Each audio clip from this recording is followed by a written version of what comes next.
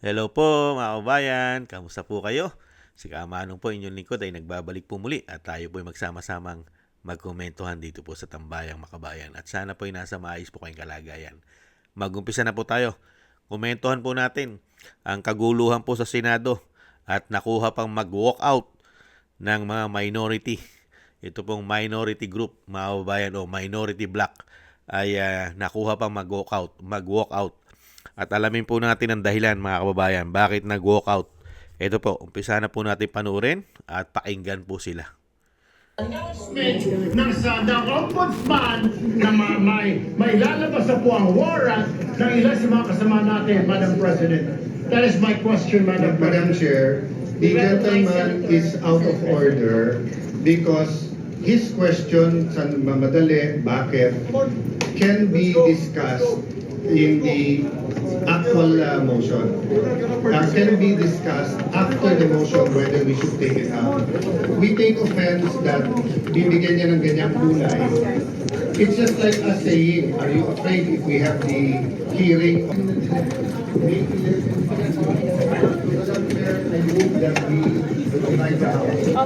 Bakit po? Ba't po kayo We're walking out because this is a travesty of our rules.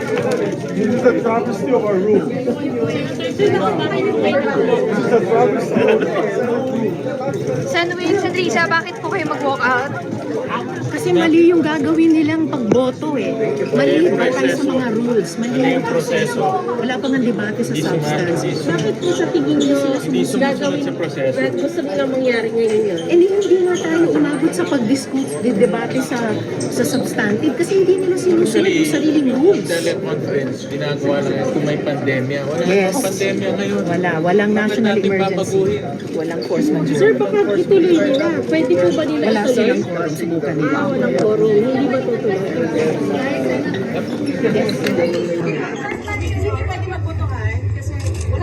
Yan po mga kababayan, ayaw po nila pabotohin si Senator Bato. Ibang klase itong minority. Talagang matindi. Senador yung tao.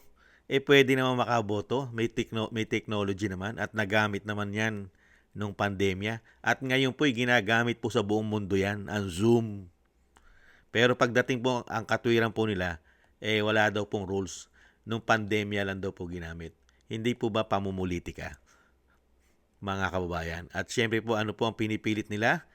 Meron na raw pong kaso yung ibang senador sa ombudsman at makukulong na.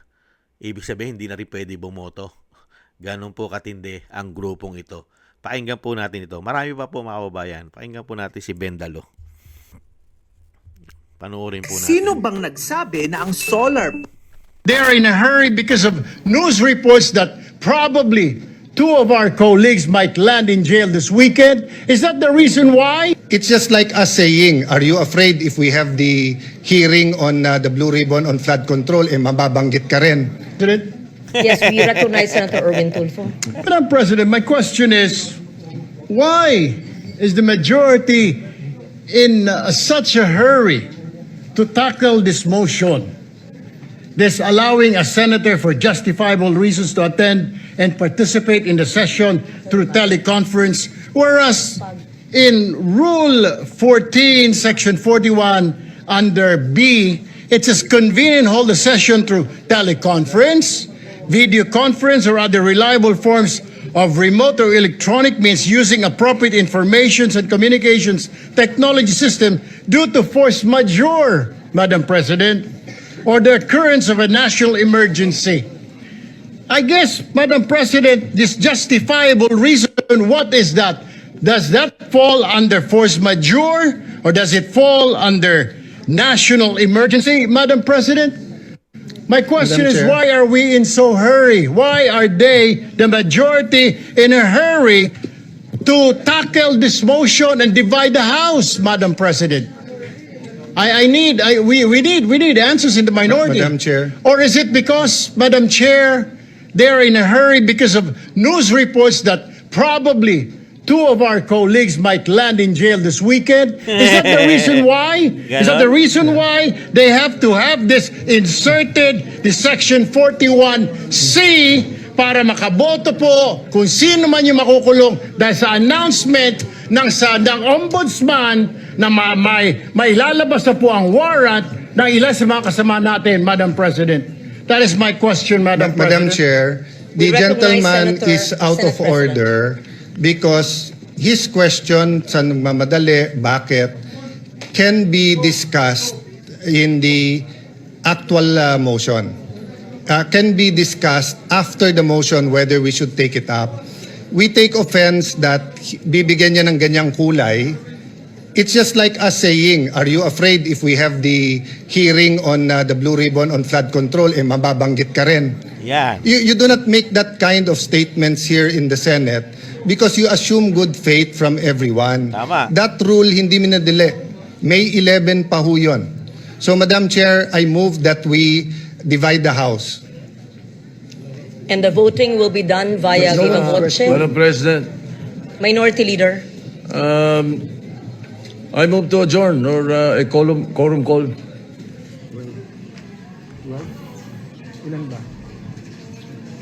Yan po mga kababayan. Mababanggit din po sila sa flood control eh.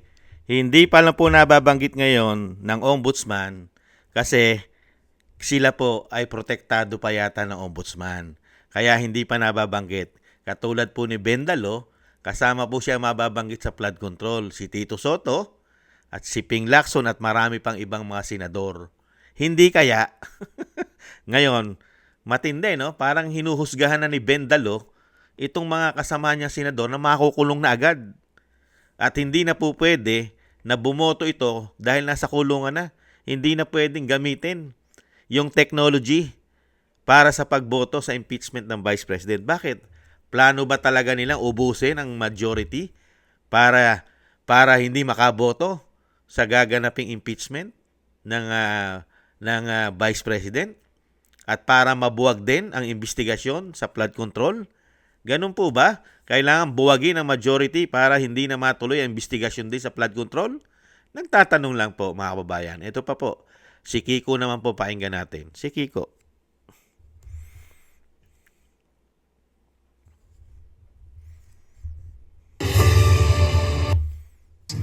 Are we now curtailing my right to speak, Mr. President?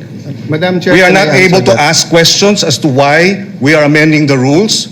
We are not able to ask questions as to who they wish, Madam Chair, may I answer? who will benefit from the amendment to the rules. For the Is this kind rule, Mr. information President? of Is this the- rule, Mr. President, for I was Senator about to Bato, who is not recognize here? Senator We would Pangilinan. like to raise Taas these ang valid boses, ha? questions, Mr. President, before we go into a vote, Mr. Madam President. Chair. Yes, These- Madam we should not be. How can the presiding officer recognize Senator Pangilinan?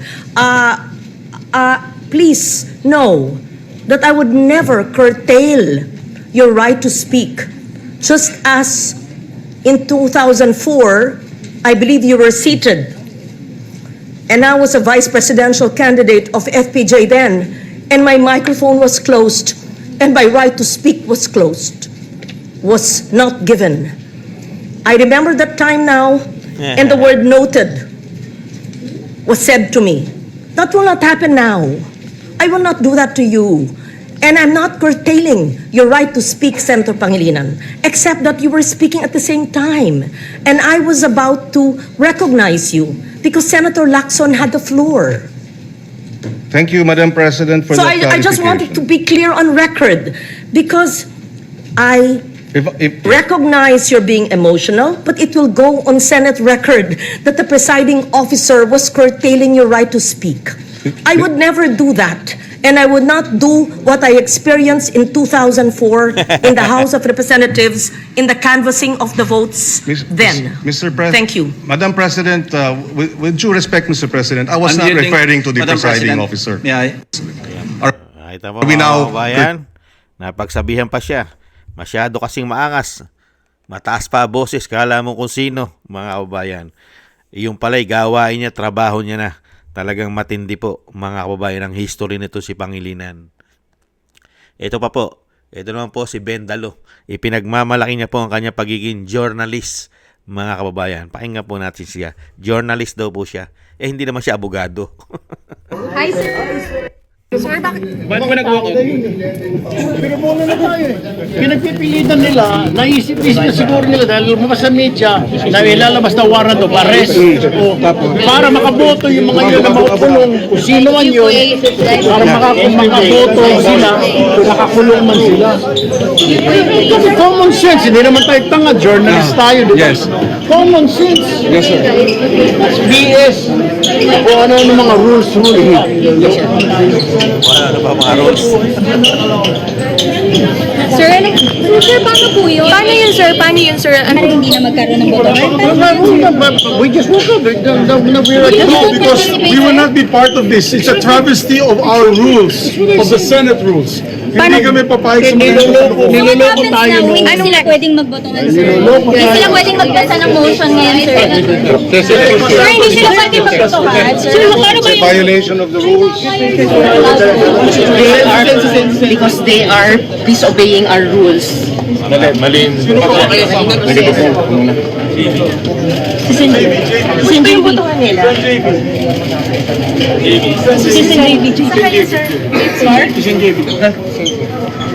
Sir, sa kayo yun. Sir, paano yun? Hindi pwede. Mga bastos ang mga minority, mga kababayan. Kala mong walang tinatago, kasama sila sa maleta gangs hindi po ba? Bendalo, masyado kang minamalit mo parang ang liit ng tingin mo doon sa sinasabi mo mga kapwa mo senador na makukulong dahil meron na silang kaso sa ombudsman, makukulong na. Bakit? Sa tingin mo, ligtas ka? Ligtas ka sa pagkakakulong? Erwin Tulfo? Di ba kasama sa nabanggit ka, pati ang party list nyo, di umano, ang tapang-tapang ni Bendalo, journalist daw siya, hindi siya pwedeng lukuhin. Senate yan Ang Senate, di ba, ginagamitan po yan ng utak at propesyon na pagiging abogado, dahil babalangkas ka at gagawa ka ng batas. Hindi po ba mas matalino sa Senate ang mga abogado? Pero meron po dyan sa Senate na mga abogado na nagpapakabobo yata di umano. Dahil nga po sa maleta. Sa maleta di umano. At pakinabang. At karamihan po dyan, kumakain ng mga sarili nila suka. Di umano. Ito po, pakinggan po natin si Senator Marcoleta.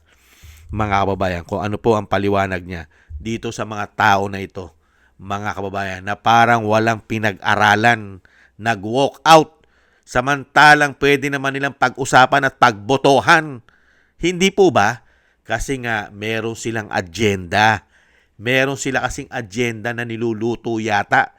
Gusto yata nila talagang ubusin ang majority senator. Hindi kaya nga ayaw nilang pabotohin. Lalo-lalo pagkagamit ang online o sinasabing technology gamit ang Zoom. Hindi po ba? Pakinggan po natin si Senator Marcoleta. Ibang klase itong mga hindot na ito. Mr. President. Erwin, sir, na parang minamadali daw po ninyo yung pag-tackle doon sa motion dahil nga daw po may mga ilang senador sa majority yung kakasuhan at possible makukulong din po. Yun ang kanyang sinisip. Yun ang iniisip niya. Kaya ba ayaw niya rin madaliin namin? Dahil gusto niyang may makulong. Ganun ba? Because that argument can cut both ways. So, parang tungtuwa ba siya na mayroong makulong sa amin na hindi namin magamit yun? Kung talaga nagmamalasakit ka at we are colleagues here in one institution, dapat hindi siya magsasabi ng gano'n.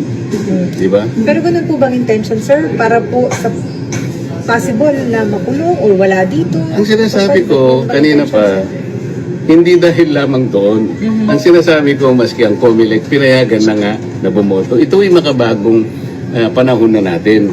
Let us take advantage of modern technology. Communication, information technology. Pwede naman Para sa ganun, lahat makapag-participate. You know that Congress is a deliberative body. It's a parliamentary institution. So lahat dapat magampanan ng tungkulin. Bakit mo i-deny sa kanya yun? Sabi naman namin doon, under justifiable conditions or situations. So, paliliwanag na, hindi pa nga kami makapag-debate. Talagang gigil na sila. So, pwedeng lumabas po sana yun sa debate, sir? Sana nga, ganun lang. Kung hindi naman sila magbibigay ng pagkakataon na pag-usapan namin Nako, kamumusong ko pa lang talagang akala mo yun. Parang meron silang piniprevent na may mind. Sila pala yung, ang iisipan pala nila, ganun eh. Ano wala kaming iniisip na ganun? Pero kung sakali, justifiable reason po ba para sa virtual attendance sa sesyon? Tsaka na natin pag-usapan yan kung mag-a-apply nga doon sa debate namin. Pag-uusapan pa namin yung motion eh. Pero Sen, originally po ba nakaschedule na pag-usapan po yan today? Ma'am, alam mo yun, May 11 pa kung natatandaan yun. Yung mga marami sa inyo nandun. May 11 sa nangyari. Isip-isipin mo, May 11 yun ha. Yung minority, kapagkat nakuha namin ng majority, nandun sila lahat sa lounge namin. So ako naman, kinukumusta ko naman sila. Saan napunta itong mga kasama ko? Doon nakita ko. Nagbiro pa nga ako eh. Mga bossing, mukha kayong malagi kayo lahat. Ba't ang pupula ng... Alam niya na ibig ko sabihin. Kaya kausap ko sila. At din nang i-propose ko yun. Isip-isipin mo kahit na mapupula, biglang dito magbuka agad. Talagang binabantayan na parang napaka... Is there something spectacular? Yan ang problema. Bakit parang napaka-special sa inyo? Parang bakit takot na takot ka ba kayo na i-amend natin ito? Ayaw ba ninyong i-take advantage sa modern technology? Ano ba tayo? Panahon pa ba tayo ng medieval age? Andito na yung technology. At sisihin natin ng COMELEC, kayo naman. Pati internet, ginagamit na ninyo. Kasi di ba magbibigay ng special favor sa ibang senador? Kasi kayo able... They could say that. Pero wag dapat silang mag-speculate. Payagan muna nila yung aming trabaho, deliberative body, parliamentary body. Ang problema, kayo alam niyo, merong isa dyan, tatayo. Pag in-interpolate mo, tatakbo. Ngingiti ka, kilala mo, di ba? You're referring to... Ikaw na, kilala mo sila. Tatayo siya. Pag gusto mo siya interpolate, tatakbo siya dun sa lounge, o kaya akyat siya, at ang karamihan mong ginagawa, pupunta siya sa inyo. Interview rito, interview doon. Hindi po ganun ang Congress. Hindi po ganun ang Senate. Either nakidebate ka, kung ayaw mo makipagdebate, you have no right to become a senator of this republic. Kung mag-walkout ka, kayo po. Ngayon po, baka ang iniisip nila ngayon, parang kami na naman ang masama. Hindi po kami nag-walkout. You just imagine this. Hindi ba kami, mga mature na tao, napag-usapan namin ito? Binoto po kami para pagdebatihin ang lahat ng bagay. Tama. Bakit ka mag-walkout? Bakit ka mag-walkout? Yung mandato bang binigay sa iyo ng bayan, hindi importante sa iyo. Natatakot ka bang makipag-debate? Yun ang problema nila eh. Kami po hindi kami yung gumagawa. Hindi kami nag-uumpisa nito. So they just walk out and then they question the quorum. What do you think? Pero sir, your comment What do you think? Your comment Teka muna. They walk out and somebody was left to just move to adjourn. What do you think? Dahil wala pong quorum. Sila nga nagbigay ng condition pa mawala ang quorum. So, plano nila yun eh. So what do you think? So what do you think, sir? Kasi kayo ang magbubuo. Pati kayo, ako naman, siyempre, kailangan naman magtanong naman ako sa inyo. Hindi naman ko palagi Hindi lang namin kami. pwede ikaw ang sarili namin. Kayo No, namin sa I am not asking you as a reporter, but a patriotic citizen of this republic. Lahat tayo kasama rito. Gusto ko makita nyo yung distinction. Salamat po sa inyong lahat. Yan po mga kababayan, nakita niyo po, ang trabaho po isa ng Senado ay kailangan makipagdebate. Hindi po ba? Pero ang trabaho po ni Bendalo, mga kababayan, magsasalita sa plenaryo, sabay takbo. Parang may nakita na po tayong senador na ganyan. Di ba? Nakita na po natin dati yan. Doon sa pambansang asong ulul. Kay angas-angas, kay tapang-tapang. Pagdating po sa debate, tumatakbo. Tapos sa harap sa media. Nakita nyo po? Wala pa sila na pag-uumpisahan para pag-usapan, para pagdebatihan, para makakuha ng magandang ideas o magandang plano. Hindi po ba? O sinasabing magawan ng rules na maayos dahil technology na tayo ngayon. Ngayon, meron po mga senador, katulad po ng minority, na nagkakaisa, na talaga palang mas gusto pa nila ng mga kapwa nila senador ay makulong. Pagka nakulong na, wala ka na ibibigay na pribilehiyo. Pati po ang kanilang pagiging senador ay tatanggalan na rin nila. Parang tinatanggal na nila ang pagiging senador pagka ito'y nakasuhan sa ombudsman. At lalong-lalo po yung karapatan ng isang senador dahil hindi naman siya convicted pa dito sa mga namumulitika dahil demolition job. Pero pagdating po sa isang napakahusay sa batas na tinatawag na bend the law, break the law, at isa raw po siyang journalist, mas mahusay pa siya sa isang abogado na nagsunog ng kilay dahil po sa ating batas at konstitusyon, mas mahusay pa siya. Mga kababayan, pagdating po sa batas, yung tinatawag na journalist. At itong grupo, may mga abogado pa dyan. Katulad po ni Kiko Pangilinan, hindi po ba pambabastos? Hindi po ba mga bastos itong mga minority? Naturing ang mga senador? Ayaw makipagdebate? Bakit? Ayaw nyo makipagdebate? Bakit takot kayo makipagdebate? Dahil nasa utak nyo na at nasa puso nyo na yung plano nyo na talagang hindi nyo pag-uubrahin dahil hindi masusunod sa gusto nyo script na mangyari at bakit nyo dinidelayed. Kaya nga sinasabi ni Alan Peter Cayetano bakit ka? Bakit mo sinisingle out yung mga may kaso? Yung sinasabi mo kinasuhan ng ombudsman. Darating din ang araw, ang panahon, pag nagbukas ang Blue Ribbon Committee, mababanggit din ang mga pangalan nyo sa flood control. Totoo po yun. Sinasabi ni Senate President Cayetano. At yun din naman ang sinasabi ni Senador Marcoleta. Hindi po ba? Unbelievable. At bakit nila dinidelayed? Bakit? Gusto ba nilang maubos pa ang mga minority at makasuhan ng makasuhan?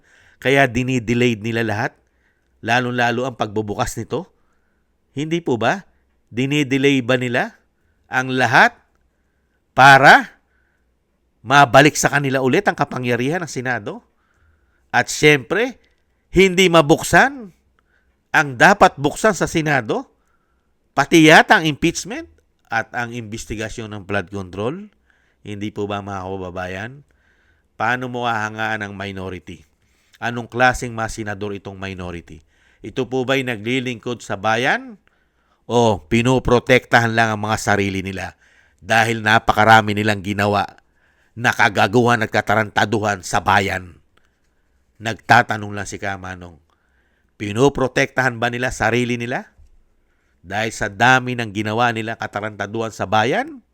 O sa bayan ba sila nagtatrabaho? Mukha yatang hindi na sa taong bayan nagtatrabaho sila. Hindi kaya?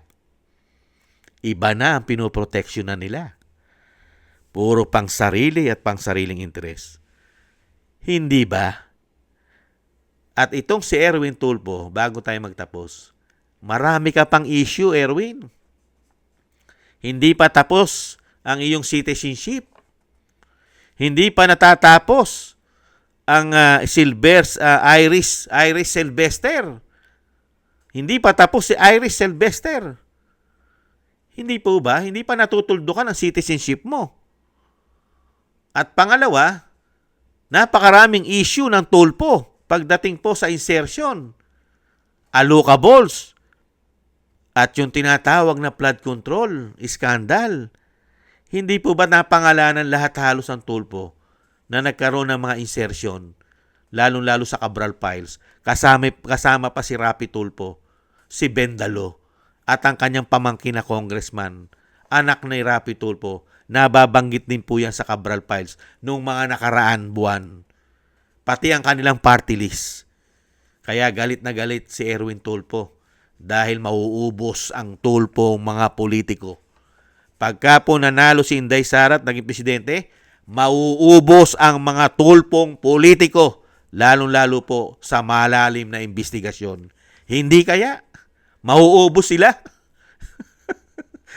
Kaya mga kababayan, nakita niyo po ang angas. Para bang hinuhusgahan mo na yung mga senador na sila lang ang dapat kasuhan, samantalang ikaw iligtas ka na. Ligtas ka lang ngayon. Ligtas ka lang dahil nakasandal ka pa sa kanila. Pagka iba na ang presidente, ang tanong, magiging ligtas ka pa kaya, Erwin Tulfo, at ang mga kamag-anak at kapatid mo? Nagtatanong lang. Maraming salamat po sa gusto po ng ating Tambayang Makabayan sa YouTube at TikTok. At ganoon din po sa ating mga subscribers at patuloy po yung nagsusubscribe. Thank you po sa inyo. At ganoon din po sa mga nagbibigay po ng tulong at biyaya. Shoutout po sa inyo. Shoutout po kay Jake Yahut ng California, USA. Eric Hershaw from Canada. Gina Ray from Berlin, Germany. Baby Roman, Ate Isa na Cagayan. Si Annie Jo. Tatay Nick ng Toronto, Canada. Gayat Shena.